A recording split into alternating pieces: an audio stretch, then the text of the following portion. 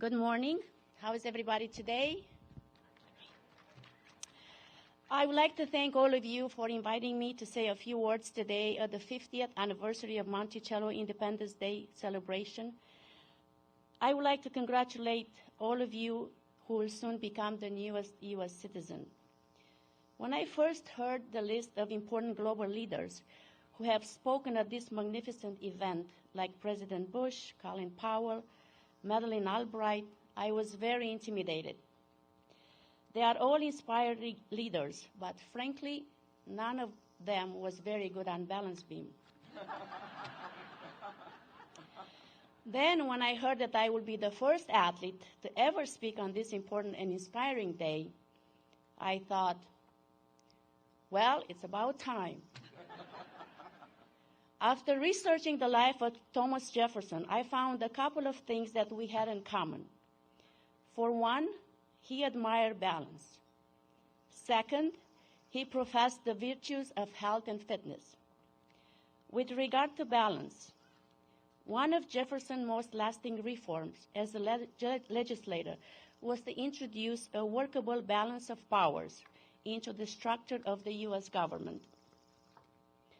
With regard to health and fitness, Jefferson wrote, "Give about 2 hours every day to exercise, for health must not be sacrificed to learning. A strong body makes the mind strong." My life story is all about balance and fitness. No one really knows when they are about to make history. As I swung onto the parallel bars in 1976 in Montreal, I executed each skill with the proper technique that I practiced day after day in training. I performed the same compulsory routine as every other gymnast in the Olympics, but I must say I worked very hard in training to add a little extra Nadia touch. I thought my routine was good. Actually, I felt that I could have done even better. Then I heard a lot of noise in the arena. I normally don't look at the scoreboard. There was a lot of noise. I turned my head around, and I saw a 1.00, which is not a very good score, though. The scoreboard was not actually designed to accommodate a mark of perfect 10, so that was the only thing that they could show at that particular time. The fact that I was the first to get a perfect score in the Olympics continued to define my life today. Let's face it, when I studied gymnastics at 6 years old, I did not set out to make history. All I wanted to do was to challenge myself to be just a little better each day. Along the way, I came to understand the concept of Olympias that now drives everything I do, even today. The founder of modern Olympics, Pierre de Coubertin, once said, "Olympism is not a system, it's a state of mind." By blending sport with culture and education, Olympism promotes a way of life based on the balanced development of the mind, body, and character, the joy found in effort, the educational value in being a good role model for others, the observance of the universal ethics of tolerance, unity, friendship, and respect for others. The Olympics, in a way, is much like the concept of America, and it is the ultimate meritocracy. The only way to the top of the podium is through hard work and dedication. Jefferson once said, "The interest of a nation, when well understood, will be found to coincide with their moral duties. Among these, it is an important way to cultivate habits of peace and friendship with our neighbors." So I'm confident that Thomas Jefferson would have loved the Olympic Games, the Paralympic Games, and one of my favorite, the Special Olympics. I've been a proud volunteer for Special Olympics since I first arrived in the States, over 20 years ago. After my success in 1976 in Montreal, I was interviewed all over the world about every topic you can think of. I'll never forget one time a reporter asked me what I wanted to do now. With everyone expecting me to say something profound, all I said was, "I want to go back to Romania."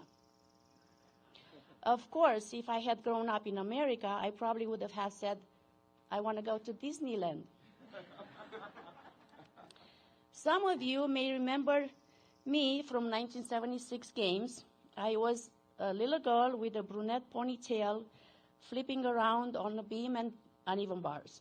Now I admit that I look a little bit different than I did 36 years ago, but I'm never exactly sure what to say when someone comes to me and asks, "Is this really you, Nadia? You used to be so cute when you were 14. When I started gymnastics at 6 years old, I did not realize that at the time, while I was learning to keep my balance on the beam, I was also learning how to keep my balance in life. My training in gymnastics gave me the foundation from which I learned the most important tools with which to succeed in life. Many people think that if you win the Olympics, you automatically become rich, but fame and fortune do not necessarily go hand in hand. The lesson that I have learned through the Olympics are much more valuable than any material rewards I could ever receive.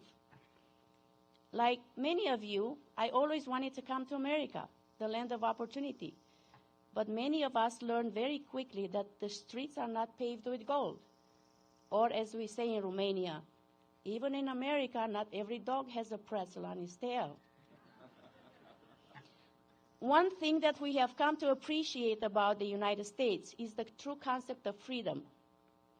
I come from a wonderful country with wonderful people, but many years ago, we were living under a system where we were told what to do and how to live our lives.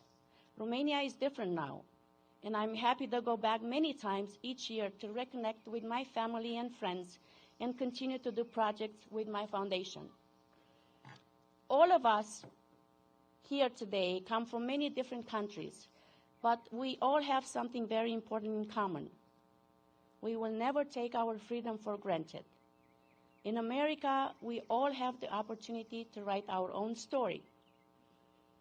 Do you think that when I was 6 years old, doing cartwheels on the playground of my hometown of Onești, that I could have imagined that I would be standing here today as an Olympic champion, a U.S. citizen, married to Bart Connor, who is also an Olympic champion, and living in Oklahoma?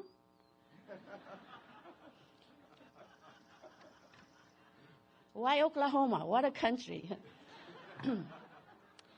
As a gymnast, the concept of keeping balance, not only on the beam but also in life, has come to provide constant guidance for me. So using the word balance as an acronym, I will give you some of my thoughts about succeeding in America and in life. The B in balance stands for bold. You must be bold, set high goals, and go for it. Believe me, my first cartwheel was not Olympic quality, but I was bold enough to try the best.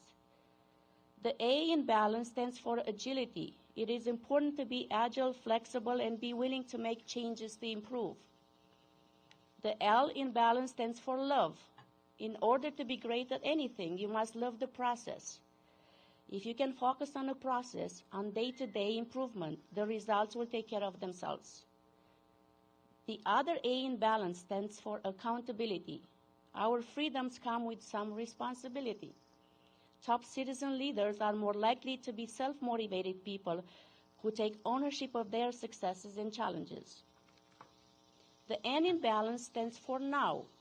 What are you learning right now to make yourself more successful? The C in balance stands for courage. You have already demonstrated a great deal of courage that has gotten you to this important day here. The E in balance stands for energy. Have you ever noticed that some people that you hang around simply energizes you? Their enthusiasm and excitement for life inspires you. So be energized. Remember, be bold, agile, love what you're doing, be accountable now, do it now, be courageous, and be energetic.